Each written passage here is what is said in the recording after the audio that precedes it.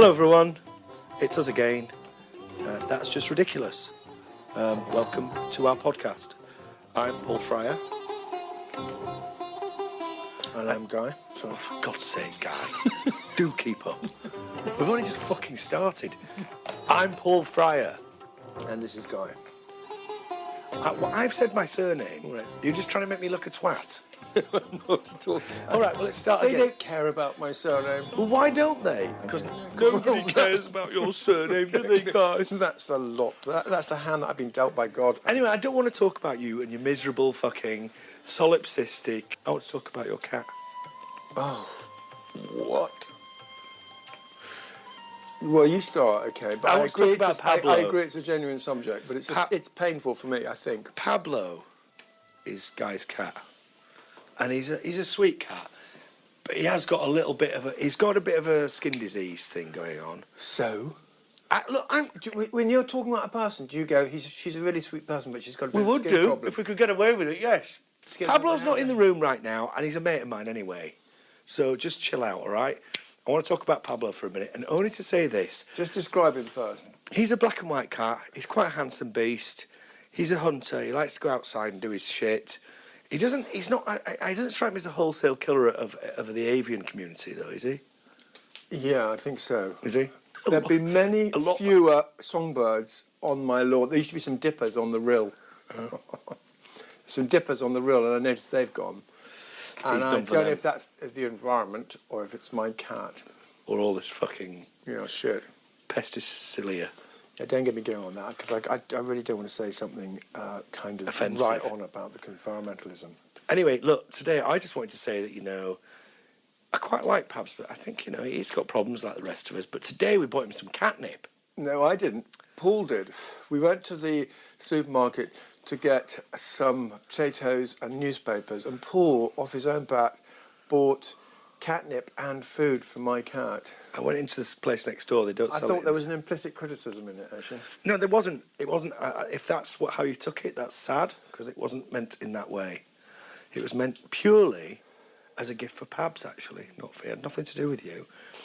I just thought that Pablo... I said to the woman behind the counter, because I actually felt a bit guilty, because I'd read this thing that certain people out there in the wider community believe that giving your cat catnip is immoral because it removes the cat's choice, and it's a bit like doping your cat. How do you mean? Well, I've just said it. What do you want me to say it again? No. What choice are you removing? Well, because you're putting a drug in front of him, and then he's kind of obliged to take it because... Does it work on humans? Should we try some? No, it doesn't work on fucking humans. Okay. We have other drugs, Guy. That's okay. cats. So what is it, a drug equivalent, drug equivalent? There isn't one because we're not cats, but use your imagination. It's a general purpose cat drug, which they do seek out in the wild, and they like to get high on it. But they do it at certain times, and who knows why they do it all. Oh, so they get high on it? They do get high on it, yeah. Right. So we gave some to him anyway today, and he... Have a nip in the world. Just have a nip. Have a little cat nip. Have a little nip. It's funny, I've given it to younger cats. Human nip. You've got a human nip on you. No, but we can ring up and get some if you want. I think it's like pot. It's like cat pot. Right, okay. So sometimes you give it to them and they're obviously hallucinating and they go nuts and roll about on the floor and everything. Really? You know, I've seen, especially younger cats, I've seen them go berserk on it. I mean, literally. Blah. What's it the gateway drug for? Pupils dilated. Really? Everything. I mean, like... So we gave it to him today and he was really sweet. He just sat there and he kind of licked a bit and I was like... had a bit of a munch on it. Because he's highly strung and he doesn't normally even acknowledge my presence, and when he does, it's normally quite aggressive, isn't it? He sticks his claws into me. That's not aggression. He doesn't come into a room with me. Have you noticed that? He's only started coming into a room. If I'm in a room, he'll come in and just walk straight out. Right. That's because I guess I'm a bit hard on him, Guy. Yeah, I'm disciplined. That's so not discipline. I'm not having the cat. Cats don't understand discipline. The great fat cat sitting on the draining board, with its bottom right on the plate you're about to eat dinner off. It's crap smarty. A cat's your equal. A cat is your equal. I'm sorry, that's the way they see the world. That's the way they see the world, Guy. Yeah, but what about the way I see the world? I'm serious. Well, he's your cat. He'll get in my bed and everything. No, he won't. You just don't let him in there. They don't like doors. You can just close the door and they can't get in. Look, I'm not a massive cat person. They make me itch. They make my head itch. They give me, what they call it? Herpes. Well, not herpes. You can't catch herpes off a cat. So, anyway, well, that's Pabs. And we went up the Tor today. We're in Glastonbury. I took Paul, who is a stranger to the... You normally kind of dissolve on contact with fresh air, don't you? What are you talking about? You don't really like going for a tramp. Well, I've got flat feet and asthma. Metaphorically speaking. No. I've got flat feet and asthma, Guy. You were fine. You did absolutely fine. Well, I was you a bit short of breath. I've got to have my asthma thing. I said, just try a bit harder. You'll make it. No, that's not what happened. I was halfway up the tour. I said, I wish I'd brought my inhaler. And you went, I'm making for the summit. And off you went. That's what how happens. Britain... When you've got flat feet and asthma, you get left behind quite a lot. But I'm used to it, so it doesn't matter. Oh, Paul. It's okay. But we went up there. It was a very blowy day. And Guy was hoping to see some naked women in there, because apparently quite often there are naked ladies up there. No, this is in the White dancing Spring. around. This the is in the White Springs, in the White Spring below, where there's a sort of the spring comes out the side of the hill and into this great big stone pool. Oh, I liked it in there. Very, very cold. And on a hot day, people strip off and dive in. We must do that one day. And what it doesn't avail us. Human soup. Yeah, it availeth me naught to watch. Is it? Yes, I did. Is this the same guy that said, "Ooh, well, sometimes in here there's rather a large lady in there bopping around." Overflowing the plunge she gets in. It's a whoosh of water. And a skinny hippie. That's what you said. Bloke. With a little spindly beard. Yeah, exactly. Wiry old. Oh, I'd quite like to see that in big music. Okay. Not in a pervy way, just because I like scenes like that. Yeah. Do you think I could be a movie director, Guy? Well,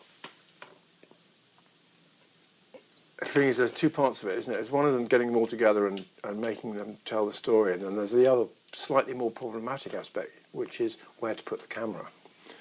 And for that, you have DOP. You have to be a bit of it. No, you have to make that. DOP. Decision. No. Because where you put the camera is how you're telling a story. But that's why you have that thing. Yeah. But exactly, and you have to know where to put the camera. What's a it called, that thing? A Chewie, I do not possess. I I want a freely Chewie. admit. But Why would you need a Chewie? You don't need a Chewie. I have tried to make a film and it didn't go well. Ah, did you? Yeah, it didn't go well. What was it called? It's called Make Sure the Girls Get Dinner. Make Sure the Girls Get Dinner. It was a biopic of Michael White, and it didn't work out. And you said the Holcroft Covenant was a bad title. Okay, well, there was lots that was wrong about my film, and I put my hand up, and it was one of the disappointments of my life. But we have to face them and admit it. A lot of people make really bad films and still think they're a film director. At least I wised. Mentioning no names. At least I wised up and realised that it was not a field in which I was ever likely to succeed, or even, you know. I think I could make quite a good science fiction movie with you in it. Okay, as the computer. No, as the disbelieving sap who gets destroyed by the aliens. Yeah, but that's a storyteller, and I believe you could do that. But with a film, you have to know where to put the camera all the time. I can know where to So put the we watched camera. that Steven Spielberg film last night, and the camera was always in. I know where to put the camera. The right I'll just tell you a few things now. Okay, if you're filming us now, where would you put the camera? What would the shot be? I'd have a fisheye lens, Oh, and I'd have it down here. It's a pop video. No, not a pop video. Right. Fisheye lens, and it would go right up close next to your face like that as you were speaking, and it would kind of loom over you. And then I would go wide, really wide. I'd go really wide. Well, you can't get rid of it in a room. Yeah, you can with a fisheye lens. Right. You just pull back and it goes wide, right, like that. So you're pulling back, are you? Yeah, I'd pull back then, and then as you went into the part where you put your head forward and you put your head in your hands and looked at the fire with a look of sadness but also regret, I would say, a sort of tinged with regret, and you kind of gritted your teeth a bit like the Prince of Wales to say, there are a lot of things in my life I regret. I would go come in really close, so just your eyes and mouth were filling the whole screen like that. Mm-hmm. And it'd be cut.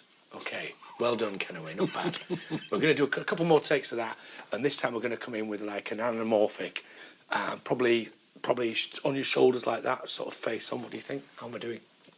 Well, I can't tell. It doesn't sound very good to me. What? Why doesn't it sound very good? Because what Because you're you not... haven't got my no, vision. no, Paul, I'm serious for a moment, podding apart. Because that's not really... The thing about a good film director is that they put the camera in a place where a bit more of the story is told than the actors or the story is dictating. So On a drone, for instance. So you notice something else. You go, okay, the man's having a bit of a crisis in front of his log file. Yeah. About the things he regrets. But then in Hitchcock, in the background, he will put a picture of the thing that we know was one of his regrets. That's just, who would fucking do that now? Alfred Hitchcock, You'd have to be a for complete what it's knobhead. worth. For Yeah, what but it's no one's going for to do what that it's worth. now.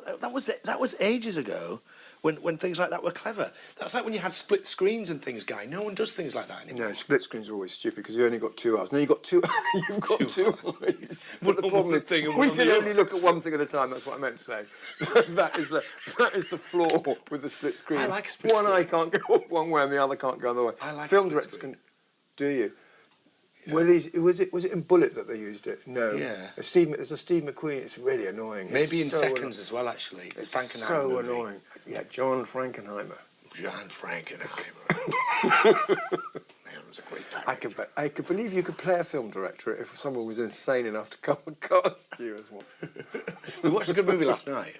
Yeah, we did. It was called The Desert Rat. The desert. Oh yeah, the desert. The desert. A black and white war movie. With Richard Burton and Yeah. James Mason giving us his role in an amazing pair of kind of glasses. Yeah, Health and sunglasses. safety sunglasses. And he also spoke German for quite a lot of it, which I was Yeah, he quite did impressed actually. by. Yeah. In fact, there was quite a lot of German in the whole film, which Yeah. was really nice. They didn't and, do the And what silly I German liked about accent it thing. was that they only subtitled when it was absolutely necessary to not to lose the atmosphere of them being German, but to just make sure you were with exactly what they were saying. They were following the plot, yeah. They're following up. It was really nicely done, the subtitling on it.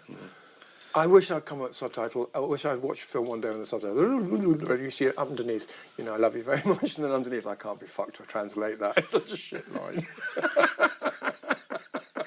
Look, you know what he said. I can't be bothered to translate Furthermore, it. this director's an arsehole. In German. Yeah, I'm still owed money from the last one. That's what the Germans... Because, of course, they don't speak that language because you're the subtitler. So you can No, put Guy, anything you want on they it. would understand it. We've got this the wrong way around. It's the guys on the thing are speaking a language you don't understand. So you'd have to get them to say it in German. No. It's filmed in a foreign language, but the subtitle can have an absolute field day. You can put anything you want on it. They go... But it's like hold on, Guy, no, have you Paul, completely listen lost to the this. plot? No, Paul. The guy who's watching the movie is English, and that's why the subtitles are there in English. Yeah, but he doesn't know what they're really saying in German, so you can put anything underneath it. And it's best You don't- exemplified. wait, stop. They need to say the things in German, such as which says this director's a complete arsehole. Yeah, but what they're saying is that we think that the enemy has moved into the block, on the other that's side what of it the says river. on the subtitles. No, that's what they're saying in real life, and then underneath you put this director's an arsehole.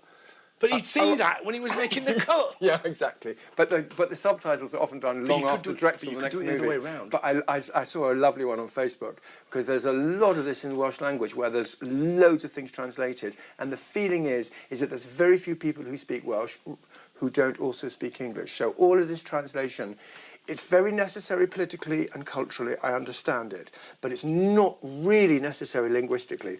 And my son sent me a very funny picture of an English road sign which said something like, it was something like, for council officers, turn left, if you want to go for housing, turn right, a nice utilitarian notice. And underneath was the Welsh translation. And someone said the translation in Welsh, it reads the following: I'm out of the office at the moment. Please get back to me on Monday morning. And they sent off the translation. And they just typed it up. And it was printed up and everything, proper sign. That is funny. Yeah, it was. This is the modern world, isn't it? Is it? Yes, it is. That's what it's like now, Guy. There's no joined-up thinking. No one knows how to make a computer anymore. God, I wouldn't anymore. No one person. Well, there was a time when one person knew how to build one. If you had to go back in time, what is the thing that you'd take with We're you? in the middle of a conversation about movies, and you want to just fucking divert off onto some No, seriously. Say I'm going tributary. to send you tonight back into think of a Now good who's day. doing science fiction? 1603. Well, I'm glad to see it's rubbing off a bit. On me. Okay, well, you're going back to 1603. No, I'm not. you can. No, I am not. Well, just. I'm going forward in time. Oh no! Can you just bear with me? Why do I want to go back in time? I want to go forward. How about this? Because it's my To the idea, time and when I said it first. When the little weird spindly grey creatures are to prove to you. Okay, all right. Okay, well, we'll do that later. But so you have to go back to 1603, and you can only take what you can carry, okay? But you've got to take something back that they're going to go, wow, this man we really need. Take him to the king immediately. What would be the object that you would take back for them to, in order to impress upon them that, well, basically to kind of wow them? What about a Glock? What's a Glock? It's a 9mm pistol and a couple of clips of ammunition. That would That'll work. put the wind up them. Yeah. Oh, some pictures of Adele. Yeah, that if you'd done that, it would be in the Louvre now.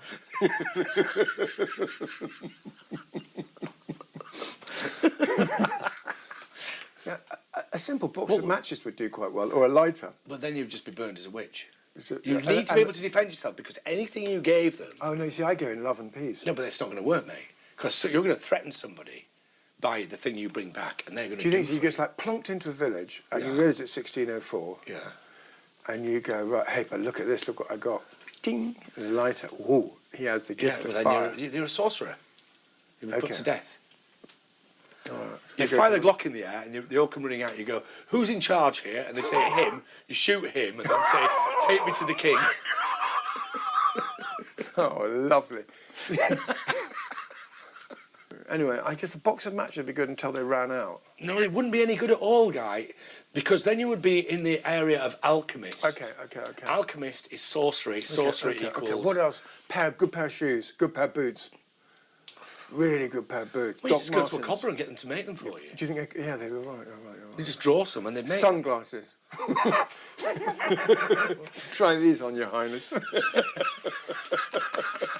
You need a suitcase full of them, though. Just a pair of glasses, actually. That would absolutely. A pair of reading glasses would rock their world. It would, yeah. Because if you think about it, Paul, I'm serious here.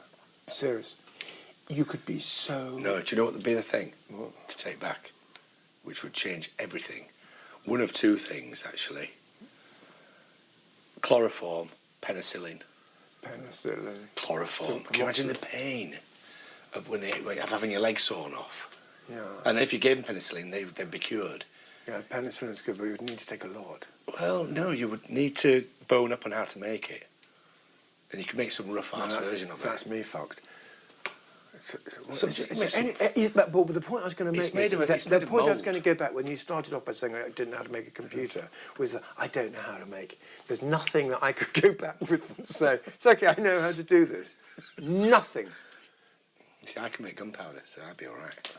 Yeah, I can make explosives. So you'd have to go back to like 800, King Arthur.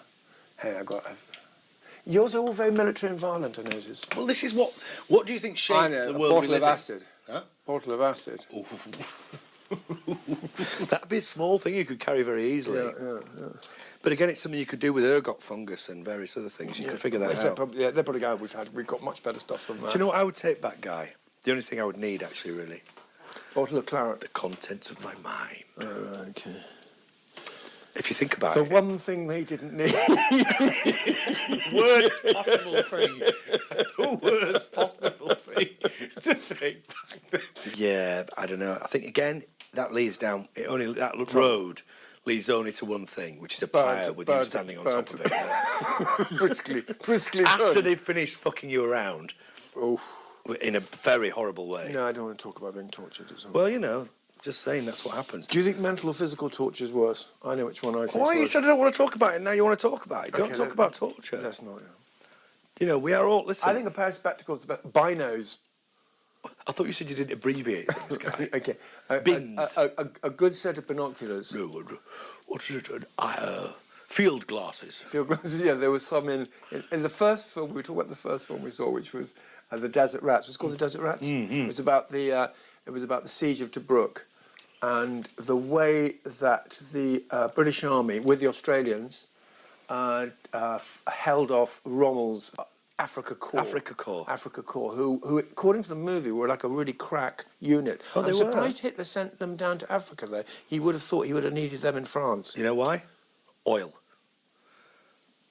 But anyway, He was a quaking wreck. The narrative, rather like Rorke's Drift, was there is no way that this is going to work out well, but we're going to go down fighting. We're going to suck with our cleverness and with our courage, even with our cowardice. We're going to somehow turn this. We're just round. not going to fucking go. We're not going to fucking go. And I said to Paul, that is exactly the narrative that I feel about Brexit. And everyone's going, you're totally mad. You know, we'll be overrun. It won't work. But most of my life, the Wharf at Bridge over the River Kwai, in a way, actually not quite, not so much Bridge over the River Kwai, but definitely The Great Escape, is with all these stories, and they're not fiction. Which was made up, Guy. The Great Escape was made up. Okay, well, but still, you know. Largely. But this really enduring and powerful narrative that up against it, when there's absolutely no hope, if you put everything into it, and if you have belief, amazing things happen. And now they expect us in Brexit to completely forget all of that culture that we've been brought up with, going, that's rubbish, that's absolute rubbish. And yet it was and it's nostalgic, and it's Little Englander, and it's kind of risible, and kind of racist and horrible and weird and just old-fashioned. Why do you believe these stupid things? But when you saw the Desert Rats with old Richard Burton, he looked great, actually. He was young. He was really very young. Before the booze had really cut in. Because he was quite good looking. And he didn't use his voice. He didn't use the kind of undermilk wood voice. No, he didn't. He had a middle class, upper class English accent. He hadn't worked it out. It was very RP. Yeah, accent, and it wasn't at all Welsh. And this is what we were taught. And why were we taught it? Because this, Alfred and the Cakes, this is who we are. Yeah, but Alfred burnt the cakes. And that is why that 50% who voted Brexit are just not melting away. Because this is who we were taught to be. Now, whether it still works now, we're about to find out. Or is it dyed in the wool? Because it's that funny meme that was going around last week or the week before or whenever it was, and it said that plumber born in 1973 says we did it in World War II, we can do it again, which I did think was funny, but I also thought it was a little bit misguided because I thought actually that's actually completely accurate, because the people who did go over and face Hitler and who did get in aeroplanes and who did defeat the Nazi threat were exactly that. They were plumbers and mechanics and just guys. Yeah. Well, that's what the army was made up of. And what we're going to find out is whether or not a lot of them didn't have much chance to train either. No. They were given 6 weeks of basic training. And in a way, that's what they're saying. We don't care if we've only got 4 weeks' notice. Yeah, you've got to get in there. Until Brexit Day. We'll make it work. Yeah. We'll do it. And do you know what the flaw in this argument is? Well, the leadership. We don't have the fucking leadership. That is... Well, I think that, yeah... The leaders are appalling. Who can we... who is up there that we can fucking rely on? in a way was Churchill. He was like... No. But he wasn't very good at kind of actually doing anything. Seriously, you cannot compare Churchill... Whatever you think of Churchill, you cannot compare him to this shower of shit we've got controlling this. And they're the people who are putting this through, Guy, and they are fucking useless. But you feel with Johnson and with... with Johnson at Rees-Mogg, they are saying, we don't know how it's going to happen, how it's going to do it, how it's going to work, but we've got to stand and do our best against hurl back the Hun. Yeah, but they're not the Hun, and the EU, much as I don't like the EU, I have no... Did you vote Brexit? I couldn't vote because I'd only just moved, so... Fucking cop out. Which one would you have voted? What would I have voted? Yeah. I would have voted to leave. I voted Remain, you see. You can see. If I could have voted, but I couldn't, so I didn't. Right, okay. What would I vote now?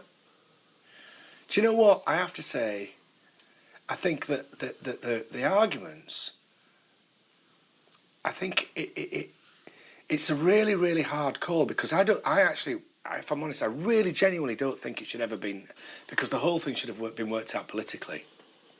But I do think that I would say that there's a really strong case now for going back in and renegotiating our position. But they will not negotiate. No, I don't mean renegotiating our departure. I mean, renegotiating our membership. But of the but EU. Cameron tried to do that before. He said, Yeah, but "Look, it's a bit just different just now. give me an inch or okay." It's a bit I think different once now. they got us in there, they go right. Yeah, Now we've got you. I think that would be the worst possible outcome now. I think the only.